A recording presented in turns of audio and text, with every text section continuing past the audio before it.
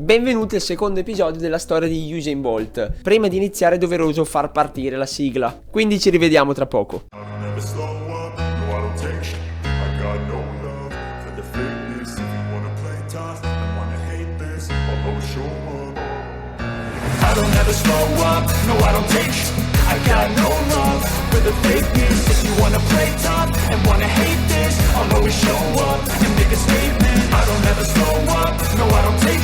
I got no love for the fakeness. If you wanna play tough and wanna hate this, I'll always show up and make a statement. Everything I do so instinctive and so passionate. Every word I move so descriptive like an adjective. I got a vendetta against people who patented being negative when you should be getting after it.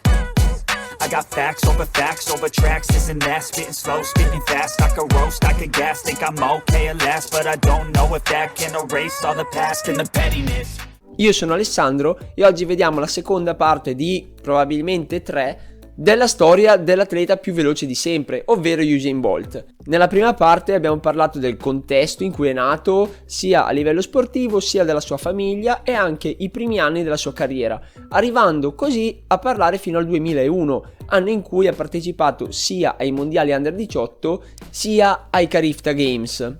Però non mi soffermo oltre perché appunto c'è una puntata che ne parla, quindi se non avete ancora visto quella puntata vi consiglio prima di vedere quella e poi di ritornare in questo video. Questo inizio carriera che ha avuto Usain Bolt non gli è bastato a far sì che lui prendesse sul serio l'atletica. Infatti nel 2002, quando Bolt aveva 16 anni, il suo allenatore Pablo McNeill a volte doveva andare a prenderlo a casa perché Bolt letteralmente scappava dal campo e non andava ad allenarsi, quindi Pablo era costretto ad andare fino a casa di Bolt e riportarlo in pista perché banalmente Bolt andava a casa a provarci con le ragazze. È abbastanza emblematico quello che è accaduto prima della finale della gara che avrebbe deciso chi avrebbe rappresentato la Giamaica ai successivi Carifta Games nel 2002. E Bolt non aveva voglia di entrare in pista, quindi si è nascosto nel retro di un furgoncino e un poliziotto lo ha visto e ha deciso di seguirlo per riportarlo appunto in pista. Questo era accaduto a scuola e il poliziotto aveva visto uno studente allontanarsi, quindi ha detto no, devo riportarlo nel plesso scolastico. E questo ha suscitato un piccolo scandalo all'interno della scuola perché per alcuni giorni i genitori di Bolt avevano pensato che lo stesso Pablo McNeill avesse fatto inseguire Bolt dalla polizia. Quindi c'è stato un po' di tensione all'interno della famiglia con l'allenatore, però poi fortunatamente si è risolto tutto per il meglio. Poi ritornato in pista, Bolt ha vinto tranquillamente la gara e quindi avrebbe partecipato ai successivi Carifta Games. E stavolta in quella gara Bolt non ha rivali, quindi non è come l'anno precedente che era arrivato secondo, ma invece quest'anno, il 2002, Bolt stravince sia i 200 sia i 400. Con un tempo di 21,12 nella distanza più corta e 47,12 nei 400. Inoltre i Carifta Games del 2002 sono importanti dal punto di vista simbolico, perché sono stati la prima gara in cui Bolt è stato soprannominato Laughing Bolt, ovvero il soprannome che gli rimarrà a vita. Poi voi non fate caso alla mia pronuncia in inglese che è pessima, quindi sapete come si scrive, al massimo lo metto qua sotto in sovraimpressione. Senza soffermarsi sulle singole gare del 2002, vi basti sapere che Bolt in quell'anno ha vinto praticamente di tutto. È stato il campione nazionale e centroamericano under 18 sia nei 200 che nei 400 metri. Perché sì, in Giamaica hanno categorie per età e non per annate, che è un po' diverso rispetto all'Italia perché per esempio un allievo non può andare a gareggiare nei campionati nazionali juniores, quindi vanno per annate, mentre nel resto del mondo normalmente si va per età, quindi basta avere meno di 20 anni e poi partecipare con l'Under 20. Ma tornando a Bolt, il titolo più importante nel 2002 l'ha vinto nei 200 metri, diventando il campione mondiale Under 20 con il tempo di 20 secondi e 61 centesimi, anche se non è stato il miglior tempo in quei campionati perché lui in batteria aveva corso 3 centesimi più veloce. Poi come se non bastasse, dopo questo titolo, 2 giorni dopo partecipa sia alla 4% sia alla 4x400 con i suoi compagni giamaicani e in entrambe le staffette riesce ad arrivare all'argento. Dopo un'annata del genere in Usain Bolt ci credono tutti, hanno tutti enormi aspettative su di lui, anche perché questo ragazzo proveniente da Sherwood Content Ha 16 anni ed è già alto 1,95 m. Inoltre occupa il 60° posto delle liste mondiali stagionali assolute nei 200 metri. È il quinto under 18 più veloce nella storia, ma figura bene anche tra gli under 20, perché lì occupa la 50ª posizione all time quando non ha ancora neanche compiuto 17 anni. Infatti si narra che in quell'anno il primo ministro in persona della Giamaica lo ha invitato ad allenarsi nel centro federale della federazione giamaicana a Kingston, ovvero nella capitale, sotto la guida di Fitz Coleman, un allenatore specializzato nella velocità ma soprattutto negli ostacoli. Non a caso Usain Bolt riceve come riconoscimento il premio Rising Star, ovvero stella nascente, da parte della Federazione Internazionale di Atletica. E poi, piccolo spoiler, tale riconoscimento gli verrà assegnato anche nell'anno successivo. E poi, ciliegina sulla torta, nel 2002 Usain Bolt firma anche il contratto con la Puma, che gli rimarrà come sponsor per tutta la sua vita agonistica, quindi per i successivi 15 anni. Però non dobbiamo dimenticarci chi è Usain Bolt. È un ragazzo di 16-17 anni cresciuto in un paesino sperduto nel nulla che quasi improvvisamente si ritrova catapultato nella capitale giamaicana. E lì sinceramente si dà la pazza gioia, perché va sempre in discoteca, mangia cibo spazzatura, non va spesso agli allenamenti perché cavoli si fa fatica agli allenamenti, meglio andare a farsi un giro e a conoscere qualche ragazza, anche perché lui è conosciuto ormai, è il campione del mondo under 20, quindi ha un discreto successo con le ragazze. Cose che tra l'altro ci tiene particolarmente a sottolineare anche nel suo libro autobiografico, ma questi sono dettagli. Banalmente si comporta come qualsiasi adolescente in tutto il mondo. Poi discorso diverso è il fatto che probabilmente chi gli stava intorno sperava in un impegno un po' maggiore all'interno dell'atletica. Però su alcune cose era anche molto bravo Bolt, perché per esempio non esagerava mai con gli alcolici, infatti ha detto che al massimo durante le serate più pazze si concedeva 2 birre. E poi per quanto riguarda il fumo ha detto che aveva provato una volta, perché comunque era curioso di provare, però gli ha fatto veramente schifo, si è sentito malissimo e da lì ha detto mai più, e da lì in poi non avrebbe mai più fumato in tutta la sua vita. L'unica pecca di questo stile di vita è il fatto che lui spesso agli allenamenti arrivava già stanco, perché magari la sera prima era andato in discoteca, aveva fatto serata e dormiva poco o comunque con orari completamente sballati, quindi arrivava in pista che era già mezzo stanco e questo non gli faceva rendere al meglio. Però nonostante queste premesse Usain Bolt rimane praticamente imbattibile anche nel 2003. Vince il suo primo titolo nazionale assoluto nei 200 metri, è il campione mondiale under 18 nei 200 metri e, come l'anno precedente, vince i Carifta Games sia nei 200 che nei 400 metri. E proprio in questa manifestazione riceve anche un premio molto prestigioso, ovvero il premio Austin Seeley, che è un riconoscimento, un premio dato a chi impressiona di più all'interno dei Carifta Games. Per dire, questo stesso premio nel corso della storia l'hanno vinto anche Yohan Blake, Kirani James, Veronica Campbell, Shauna Miller e più recentemente Brianna Williams. E poi, come se non bastasse, lo stesso premio Bolt lo vince ancora anche nel 2004. Il 2003 è stato un anno che a livello mondiale ha fatto abbastanza pena in realtà, perché non ha dato nessuna soddisfazione. Infatti il miglior tempo alla fine dell'anno sarà un modesto 20 secondi e 01 dello statunitense Bernard Williams. Al contrario, il nostro protagonista è spettacolare in questa gara, perché sigla il nuovo record mondiale under 18 con il tempo di 20 e 13, il che lo fanno anche rientrare nella top 10 mondiale.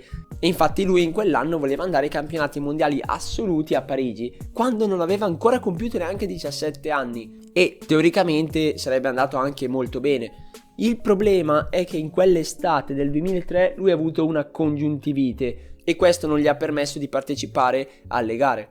Non tanto perché stava veramente male, quindi non poteva gareggiare, ma più per il fatto che la federazione giamaicana non era sicura che Bolt ce la facesse, visto che era un atleta molto inesperto e una cosa come una congiuntivite probabilmente gli avrebbe compromesso tutto il mondiale, quindi la federazione ha detto uè zio, stai a casa che forse è meglio, anche se lui si era un po' arrabbiato per questa cosa, però non poteva farci niente, e questa cosa l'ha fatto molto arrabbiare, tant'è che lui si è detto che ai successivi giochi olimpici di Atene 2004 avrebbe spaccato tutto, cioè voleva impegnarsi veramente molto per fare molto bene proprio ai giochi olimpici, perché voleva un po' rifarsi dopo questo smacco dato dai campionati mondiali. Tornando 2 secondi sul record mondiale under 18, è stato molto importante questo record perché è rimasto intoccato per ben 18 anni, quando nel 2021 è arrivato lo statunitense Harry Young Knighton, che è riuscito a essere il primo under 18 a infrangere la barriera dei 20 secondi, con il tempo di 19,84. Però questa è un'altra storia che ho anche già raccontato, quindi non mi soffermerò di certo su Knighton in questo momento. Nell'anno in cui Usain avrebbe compiuto 18 anni, decide di passare all'atletica professionistica. Ovviamente nell'anno precedente e anche in quell'anno gli erano piovute addosso fior di offerte dai college americani perché volevano includerlo nei loro annali. Però Bolt ha deciso di rimanere fedele al suo centro di preparazione a Kingston, anche se in realtà non è che si tratti proprio di fedeltà, ma soprattutto lui non voleva assolutamente andare negli Stati Uniti perché aveva paura che lì lo bruciassero in qualche modo, perché nei college americani fanno veramente gareggiare tantissimo e in ogni distanza, e lui non voleva impegnarsi così tanto, detto chiaro e tondo, e quindi dover gareggiare spesso durante l'anno non gli piaceva come idea, e allora ha detto no, sentite college, tenetevi per voi i vostri soldi, sono felice così, mi arrangio qua da solo a Kingston. Come già detto più e più volte nel corso di questa serie, la stagione giamaicana inizia prestissimo. Infatti in quell'anno l'esordio outdoor di Usain è addirittura il 12 marzo e poi il picco di forma l'ha avuto proprio in concomitanza con i Carifta Games che si sarebbero tenuti di lì a poco. E ai Carifta Games fa qualcosa di pazzesco perché diventa il primo atleta under 20 nella storia a infrangere la barriera dei 20 secondi. Infatti ferma il cronometro a 19,93, mettendo così un'altra volta il suo nome su un record mondiale. E questo 19,93 rimarrà per tutto l'anno il secondo miglior tempo mondiale stagionale, perché verrà superato solo con un successivo 19,79 dello statunitense Shawn Crawford. Proprio questa gara, ovvero i Giochi Olimpici di Atene, sarebbero dovuti essere l'appuntamento clou della stagione per Bolt, perché lì avrebbe potuto dimostrare finalmente di essere qualcuno anche nel mondo dei grandi, anche tra gli assoluti. Però qualcosa va storto quest'anno.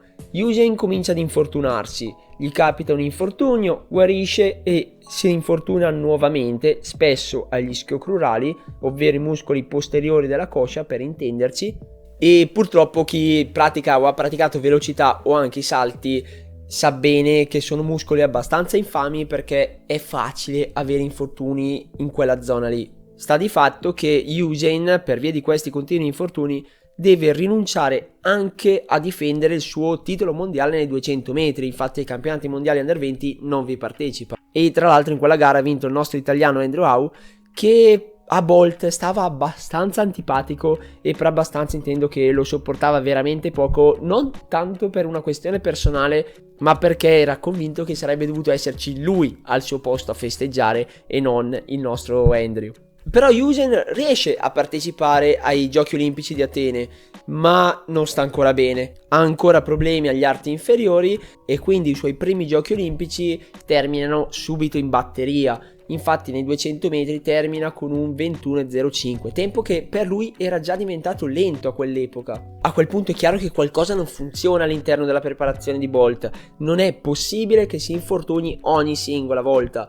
E quindi arriva un deciso cambio di rotta, perché in quell'anno del 2004, dopo i Giochi Olimpici, Usain decide di abbandonare il suo allenatore Fitz Coleman e passare sotto la guida di Glenn Miles. Ma di Glenn Miles c'è un capitolo dedicato, quindi vi chiedo di avere un attimo di pazienza e poi ne parliamo. Usain decide di abbandonare Fitz Coleman perché sostanzialmente si era rotta la fiducia tra allenatore e atleta. Infatti Usain si sentiva inascoltato dal suo stesso allenatore, cioè gli diceva guarda che è troppo per me, non ce la faccio, sento male di qua, sento male di là, e l'allenatore sostanzialmente non lo considerava, gli diceva arrangiati, vai avanti lo stesso, e questo Bolt non riusciva più a sopportarlo perché appunto non si sentiva ascoltato dal suo stesso allenatore. Però prima che il rapporto tra i due si rompesse avviene una cosa molto importante, perché Fitz Coleman decide di mandare Usain da un dottore a Monaco, visto che continuava ad avere problemi di salute, e questo ha fatto sì che si scoprisse che Usain soffrisse di scoliosi, ovvero dei problemi alla schiena, dei problemi alla curvatura della schiena, e questa scoliosi, oltre a dargli problemi appunto di schiena, di dolore di schiena, ma anche di gambe, fa sì che Bolt abbia la gamba destra di circa 1 centimetro più corta rispetto alla sinistra. Inoltre il dottore ha anche detto a Bolt che le sue problematiche alla schiena non si sarebbero risolte col tempo, ma anzi sarebbero diventate via via sempre più importanti, soprattutto se non avesse curato questa problematica. E qui arriva una vera mazzata a livello psicologico per Bolt, perché il dottore gli dice che le curve dei 200 metri per la sua scoliosi non vanno bene, gli fanno male, vanno a sovraccaricare troppo la schiena. Però a quel punto gli vengono anche dati a Bolt degli esercizi sia di potenziamento sia fisioterapici per poter tenere più sotto controllo la situazione della schiena e avere un po' meno dolori, un po' meno infortuni. E nonostante questa problematica la schiena abbia abbastanza sconvolto Bolt all'inizio, perché non si aspettava minimamente una cosa del genere e soprattutto non aveva la più pallida idea di cosa fosse una scoliosi, Usain nel 2005 decide di impegnarsi seriamente. Cambiano leggermente le cose perché si trasferisce sempre lì a Kingston, ma all'Università delle Indie Occidentali, nel Racers Track Club, uno dei più importanti centri d'allenamento di tutta la Giamaica e si potrebbe dire anche del mondo, dove come compagni di allenamento avrà dei super atleti, tra cui per esempio Kim Collins e Dwayne Chambers. La stagione infatti nel 2005 inizia con un crescendo di risultati. Arriva il titolo di campione nazionale assoluto nei 200 metri e sempre nei 200 metri diventa anche il campione centroamericano. Poi, anche in vista degli imminenti campionati mondiali di Helsinki, Usain si concede un test a Londra in cui corre in 19,99, ma dove tuttavia lo statunitense Wallace Spearmon lo batte e arriva a 1/10 meglio di lui, tempo che tra l'altro sarà anche il migliore di tutto il 2005. Arrivati ai mondiali in Finlandia, devo fare un attimo di parentesi perché a quell'epoca i mondiali erano abbastanza strani per quanto riguarda i turni, perché vi erano ben 4 turni nei 200 metri, quindi batterie, quarti di finale, semifinale e finale. E qui ad Helsinki Usain Bolt passa agilmente le batterie e quarti di finale. Poi fa un po' di fatica in semifinale, però riesce grazie ad un 20,68 a conquistare un pass per la finale. Il problema della finale è stato il fatto che era in condizioni climatiche non di certo belle, perché era sotto la pioggia, in più Bolt ha ricevuto anche la prima corsia e questo veramente gli creava tantissimi problemi, perché lui è altissimo, è alto 1,95, infatti non è più cresciuto dopo i 16 anni, e questo unito alla sua scoliosi fanno sì che per lui le corsie interne siano una vera e propria tortura. Infatti durante questa finale nei 200 metri ad Helsinki Bolt si infortuna di nuovamente agli ischiocrurali e decide persino di terminare la gara, però la termina con un tempo di 26,27, quindi si può ben capire come abbia dovuto camminare praticamente alla fine. E con questo arriviamo a 2 mondiali di fila in cui Usain non ha potuto confrontarsi con i migliori al mondo. Il primo per via di una congiuntivite, il secondo per un infortunio. Però Bolt aveva 19 anni nel 2005, quindi era all'inizio della sua carriera. E qui c'è un aneddoto molto importante secondo me, perché Glenn Miles ha detto che nel momento in cui ha corso la finale di Helsinki, anche se poi si è infortunato, lì è stato il momento in cui Bolt è diventato un vero professionista in atletica, perché nonostante Bolt fosse svantaggiato a 1000, era un atleta alto in prima corsia, pioveva, non era abituato di certo a correre sotto la pioggia, era abituato a temperature molto più alte. Nonostante queste cose Glenn Miles ha visto la determinazione negli occhi di Bolt, ha visto un atleta che non aveva mollato ancora prima di iniziare, ha visto un atleta che voleva comunque dare il tutto e per tutto in finale ed era convinto di riuscire a fare grandi cose proprio in finale. E quindi, nonostante il suo atleta si fosse appena infortunato, Glenn Miles è tornato comunque contento a casa perché ha visto che Bolt aveva la stoffa del campione a livello mentale. Poi a livello fisico si era già capito, però a livello mentale mancava un po' di consapevolezza. Ma le sfortune non erano finite per quell'anno, perché come enuncia la legge di Murphy, se una cosa può andare male, lo farà. Vabbè, lasciamo perdere le citazioni colte e andiamo avanti. A novembre del 2005 Usain Bolt è coinvolto in un incidente in macchina che fortunatamente non lo ferisce gravemente, però fa sì che la sua preparazione invernale venga abbastanza stravolta e questo fa sì che il 2006 parta già come un anno in salita, perché la preparazione invernale di Bolt, almeno per quanto riguarda tutta la prima parte, è stata proprio compromessa da questo incidente. Però diciamo che fortunatamente il 2006 è stato un anno senza grandi eventi, cose importanti, perché in quell'anno c'erano solo i Commonwealth Games, ovvero la manifestazione multisportiva che coinvolge gli ex membri dell'impero britannico, che è molto sentita e molto quotata, però non è di certo un campionato mondiale o dei giochi olimpici. Però le cose in realtà vanno ancora peggio, perché a marzo del 2006 Bolt subisce un ennesimo infortunio e quindi la stagione lì a quel punto è totalmente compromessa e l'appuntamento dei Commonwealth Games salta, e senza grandi competizioni in vista Usain Bolt per il resto dell'anno si limita a gareggiare un po' in giro per l'Europa, un po' in giro per il mondo per fare esperienza, perché appunto è giovane, ha solo 20 anni. E a livello prestativo c'è un po' di stagnazione, perché non è che faccia grandi cose, infatti scende solo 2 volte sotto i 20 secondi con la migliore a 19,88, quindi di certo un anno non eccelso per lui, dovuto anche all'infortunio di inizio stagione. Però non è che abbia fatto schifo Bolt in quell'anno, perché comunque a fine anno sarà il 4º atleta più veloce dell'anno. Ma il resto del mondo ha decisamente iniziato a cambiare passo. I primi 3 della graduatoria mondiale sono tutti sotto i 19,70.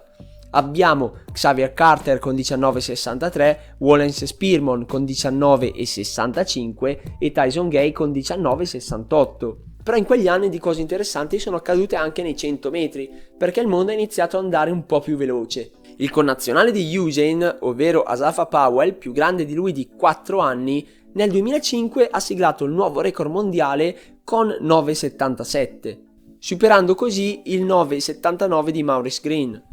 E poi nel 2006 Asafa Powell fa 2 volte ancora quel tempo di 9,77, dimostrando di essere un atleta molto solido a livello prestativo. Il panorama della velocità comincia a diventare veramente molto competitivo.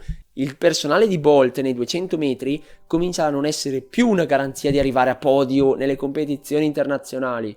E poi nei 100 metri la situazione è folle, sta cominciando a sfuggire di mano, perché sempre più atleti cominciano a infrangere la barriera di 10 secondi e in un solo anno ci sono stati ben 3 atleti sotto i 9,90.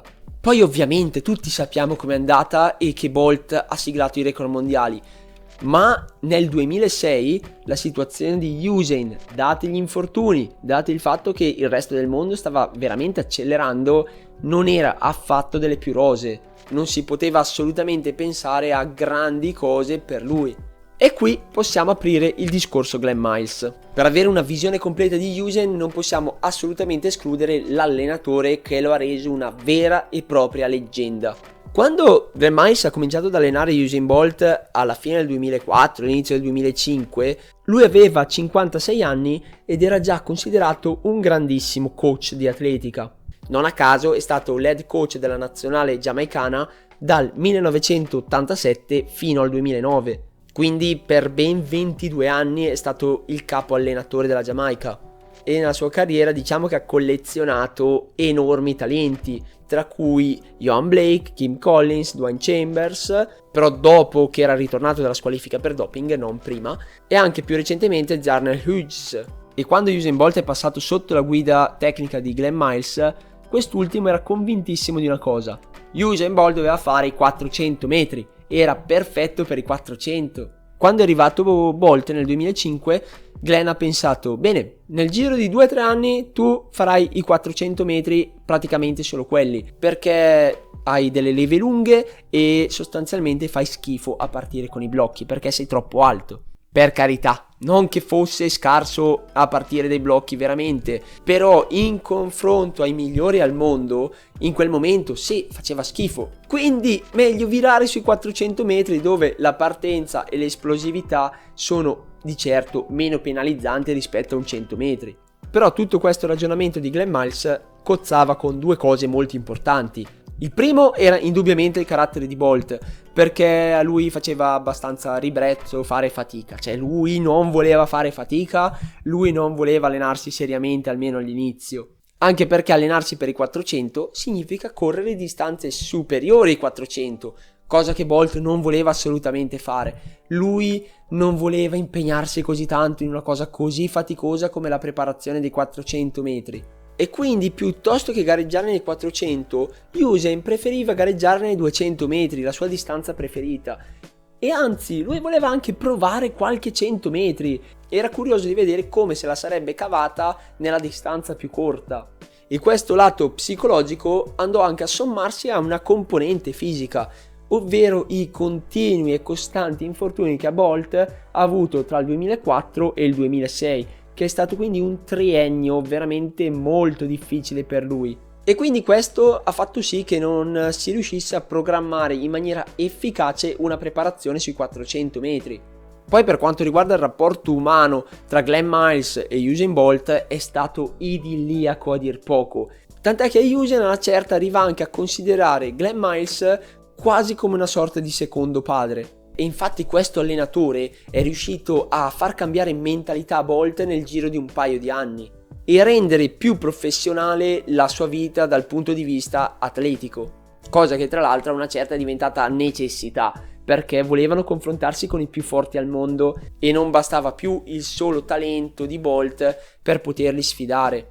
Anche perché siamo nel 2005-2006, Bolt ha circa 20 anni e lui vuole veramente dimostrare di essere un super atleta, vuole confrontarsi con i migliori al mondo perché, come abbiamo visto nel primo episodio, lui è estremamente competitivo. E a Glenn Miles piace questa cosa. Infatti nel 2005 gli ha detto a Bolt, Usain, guarda che noi dobbiamo essere pronti per i giochi olimpici di Pechino del 2008. E lì Usain è rimasto di stucco. E gli ha detto, oh Glenn, guarda che mancano 3 anni, aspetta un attimo, magari prepariamo qualche gara prima. E Glenn gli ha detto, no, tutto quello che arriva prima di Pechino 2008 sarà in funzione di Pechino 2008. Tu la massima forma la devi raggiungere lì, tutto il resto conta in maniera relativa. E poi vabbè, Bolt pian piano si è abituato a questa visione a lungo termine di Glenn Miles e infatti è stato un allenatore sempre proiettato verso il futuro. E piccolo spoiler, piccola anticipazione perché stiamo già parlando di Glenn, dopo le 3 medaglie olimpiche di Pechino 2008 Glenn è andato da Bolt e gli ha detto che c'erano ancora tante cose da sistemare. Cioè, il tuo atleta ti vince 3 ori olimpici e lui va lì e gli dice no, guarda che hai fatto questo errore, quest'altro errore e quindi possiamo ancora lavorarci. E poi aveva anche detto a Usain che quando si arriva in vetta è lì che diventa veramente difficile, è lì che diventa veramente tosto il suo lavoro. Perché per riuscire a rimanere il migliore al mondo era ancora più difficile che diventarlo. Il rapporto tra Miles e Bolt rimarrà veramente sempre di estrema fiducia l'uno nell'altro. Tant'è che gira anche una mezza leggenda, probabilmente mischiata a verità. Tra il finire del 2018 e l'inizio del 2019, Bolt si era ormai ritirato da quasi 1 anno e mezzo e gli stava un po' tornando l'idea di ritornare a gareggiare in atletica. Però se l'avesse fatto sarebbe stato solo e soltanto con Glenn Miles.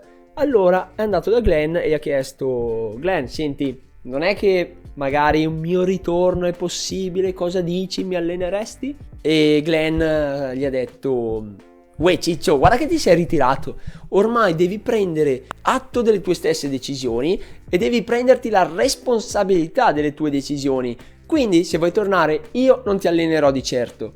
E infatti Bolt non è mai tornato in pista perché non lo avrebbe allenato Glenn. Ma ritorniamo indietro, ritorniamo al 2006.